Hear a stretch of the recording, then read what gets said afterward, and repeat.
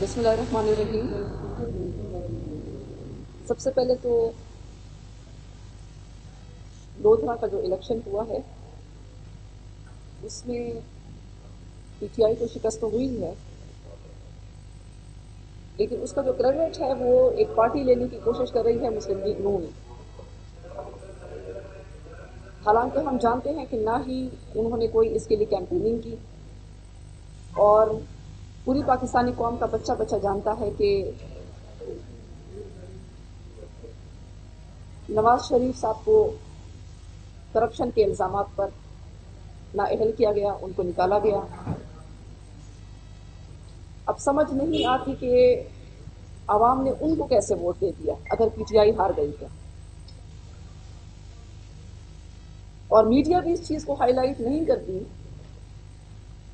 کہ اس سے 3-4 دن پہلے میں نے جنوبی پنجاب کا دورہ کیا تھا۔ تونسر شریف میں میرا بڑا عظیم الشان جلسہ ہوا، آپ نے شاید دیکھا ہو سوشل میڈیا پر۔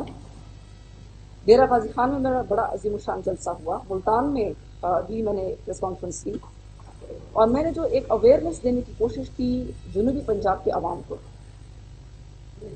بیداری میں نے ان کو دینے کی کوشش کی کہ پیسے لینڈ کروزر، ہیلی کاپٹروں اور سرمایہ داروں کی سیاست کو مسترد کر دیں، کرپشن کی سیاست کو مسترد کر دیں، استحصال کرنے والی سیاست کو مسترد کر دیں، جو لوگ غریبوں کا استحصال کرتے ہیں ان کو آپ ریجیکٹ کر دیں۔ اور میں نے ان سے یہ بھی کہا کہ یہ سارے جو سرمایہ دار میدان میں نکلے ہوئے ہیں آپ ان سے پیسے ضرور لیں، کیونکہ یہ پیسہ آپ لوگوں کا ہی ہے، لیکن ووٹ آپ اس شخص کو دیں کہ جو آپ سمجھتے ہیں۔ اب ظاہر ہے کہ ان کے پاس کوئی اور آپشن تھا نہیں کہ انہوں نے نون لیگ کے امیدوار کو دے دیا، لیکن میں سمجھتی ہوں کہ یہ نون لیگ نے فتح حاصل نہیں کی، عوام کے پاس کوئی آپشن ہی نہیں تھا۔ میں تو سمجھتی ہوں کہ آپ تو عمران خان سے بھی زیادہ خطرناک ہیں، کیونکہ عمران خان تو جذباتی آدمی ہے، وہ تو کلہاڑی اپنے پاؤں پہ خود مارتا ہے۔ یہ تو مکار انسان ہے، یہ تو مکار شخص ہے، یہ تو کلہاڑی اداروں، فوج اور عدلیہ کے اوپر مارتا ہے۔ اور میں سمجھتی ہوں کہ میں آپ کو ایک اور بات بتاؤں کہ یہ فوج اور عدلیہ کی دشمنی میں اس حد تک چلے گئے ہیں کہ انہوں نے مجھے اور میرے والد صاحب کو سینٹ کی آفر کی۔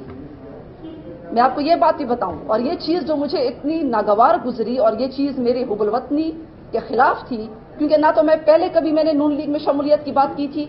کیونکہ میں نے پہلے دن سے کہا کہ میں اپنی الگ پارٹی بناؤں گی۔ میں نے کبھی بھی یہ ارادہ ظاہر نہیں کیا کہ کبھی میں نون لیگ کے ساتھ ہوں یا کبھی میں ہوں گی ان کے ساتھ۔ لیکن جو سینٹ کا ٹکٹ انہوں نے پھر جب مجھے آفر کیا، میرے والد صاحب کو آفر کیا، اور انہوں نے کہا کہ آپ جو ہے وہ فوج کے خلاف پروپیگنڈا کریں، فوج جو ہے پاکستان میں فلاں کام کر رہی ہے، فلاں سازشیں کر رہی ہے، میں نے کہا کہ یہ چیز ایکسیپٹیبل نہیں ہو سکتی۔ یہ جو آپ اپنے ذاتیات کے اوپر فوج کو لے آئے ہیں، یہ آپ ذاتی دشمنی میں پاکستان کے ساتھ آپ غداری کر رہے ہیں، یہ پاکستان کی قوم کے ساتھ آپ غداری کریں، کیونکہ ایک ہی ادارہ ہے جو اس ملک کو بچا رہا ہے، اور عدلیہ اگر آج ایکشن لے رہی ہے،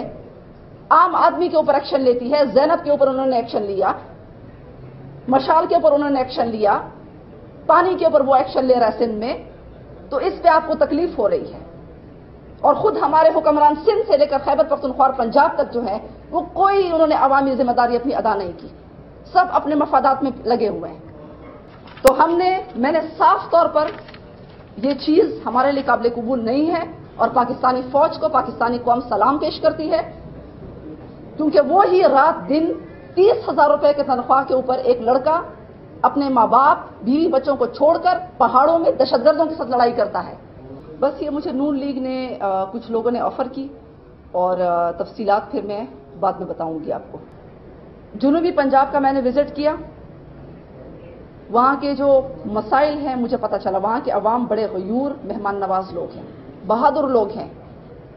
ماشاءاللہ ان میں احساس بیداری بھی ہے۔ ان کو جو میں نے بیداری دی وہ اس چیز کے حق میں ہے کہ ملک میں ایک مخلص لیڈرشپ آئے جو ان کے عام لوگوں، عام آدمیوں میں سے ہو، نہ کہ سرمایہ دار طبقے میں سے ہو، جاگیردار طبقے میں سے ہو۔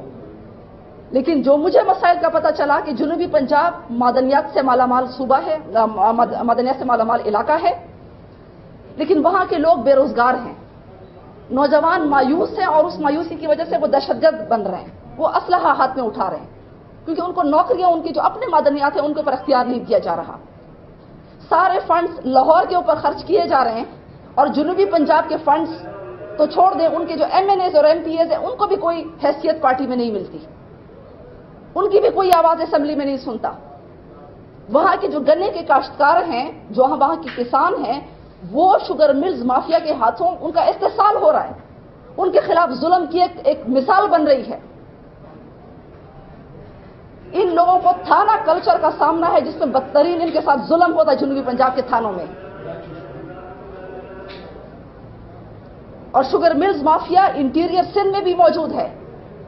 جنوبی پنجاب کے ساتھ انٹیریئر سندھ میں بھی یہ کسانوں اور کاشتکاروں کا استحصال کر رہی ہے. تو میرا مطالبہ آج تو میں نے اسمبلی میں اٹھ کر میں نے بات کرنا چاہیے، تو تحریک انصاف کی ایک خاتون رکن ہیں، انہوں نے جنوبی پنجاب کے عوام کے ڈیمانڈ کے اوپر بات کرنے سے پہلے کورم پوائنٹ آؤٹ کر دیا. میں نے جب بات شروع کی، انہوں نے یہ بات جاننے کے بعد بھی جو ہے، یعنی اس اسمبلی میں کوئی عوام کی بات بھی نہیں کر سکتا. یہ تحریک انصاف کی ایک خاتون ممبر ہے جنہوں نے اپنی اس سوچ کا اظہار کر دیا. میں تو یہ ڈیمانڈ کرنے والی تھی کہ جنوبی پنجاب کے لوگ جو الگ صوبہ مانگتے ہیں، میں اس کے حق میں ہوں، اور میں اسپیکر صاحب کو کہنا چاہ رہی تھی کہ میں اگر ایک قرارداد پیش کروں گی تو جنوبی پنجاب کے جو لوگ ہیں، آپ پھر اس کو ٹیبل ہونے دیں، اس کو پاس ہونے دیں، کیونکہ جنوبی پنجاب کے لوگ اپنا اختیار اپنے وسائل اور اپنے معدنیات کے اوپر چاہتے ہیں. جنوبی پنجاب کے لوگ بہت ذہین اور قابل لوگ ہیں، بہت محنتی لوگ ہیں. آپ کیوں ان کے فنڈز جو ہیں وہ لاہور پر لگا رہے ہیں؟ اور ایک اور بات میں کہنا چاہ رہی تھی، جس کے مجھے ابھی جو ہے وہ پی ٹی آئی کی خاتون رکن کی وجہ سے مجھے بات نہیں کرنے دی گئی، کہ پاکستان میں جو پاکستان بننے کے بعد کچھ ریاستیں تھیں، نوابی ریاستیں تھیں، جس طرح کی ریاستیں بہاولپور ہو گئی، رانی پور کی ریاست ہو گئی، کلات ہو گئی، جو سوات کی ریاست ہو گئی، اس طرح بہت ساری ریاستیں تھیں، گیر کی ریاست تھی. وہ اپنی رضامندی کے ساتھ پاکستان میں انہوں نے شمولیت اختیار کی، جس پر پاکستانی قوم ان کی خدمات کا اعتراف کرتی ہے. ہم ان کو سلام پیش کرتے ہیں، ہم ان کے احسان مند ہیں. لیکن آج اگر آپ ان ریاستوں کی حالت دیکھیں اور پہلے ان کی حالت دیکھیں، پہلے ان کی جو ریاستیں تھیں اس میں تعلیم کی شرح بہت زیادہ تھی، اس میں سستا اور فوری انصاف ملتا تھا. یہ سوات کی جو یہاں پہ مسرت احمد زیب ہے، ان سے آپ پوچھ لیں، وہ والی سوات کی بہو ہیں، فوری سستا انصاف ملتا تھا ان کو، وہاں پر کوئی کرائم نہیں ہوتا تھا، وہاں پر رعایا کی سنی جاتی تھی. آج وہ ریاستیں جو ہیں، ان کے جو والی ہیں، ان کے جو سابقہ نواب ہیں، وہ ناراض بھی ہیں کہ ہماری رعایا جو کورٹ کچہری کا سسٹم یہاں پر آیا ہے، اس کی وجہ سے ان کو انصاف نہیں مل رہا، ان کو ہمارے لوگوں کو بنیادی زندگی کی سہولیات تک نہیں مل رہی، تعلیم کی شرح روزانہ نیچے جا رہی ہے، ناخواندگی بڑھ رہی ہے، اور ان کے ساتھ ایک امتیازی سلوک کیا جا رہا ہے. میں سمجھتی ہوں کہ میں اس چیز کے اوپر آواز اٹھانا چاہ رہی ہوں کہ جو وہ ریاستیں ہیں، جس طرح ملکہ برطانیہ کو شاہی پروٹوکول آج بھی دیا جاتا ہے، حالانکہ وہاں پارلیمنٹ بھی موجود ہے، گورنر کے ساتھ ساتھ ان لوگوں کو ریاست کے امور میں شامل کیا جائے.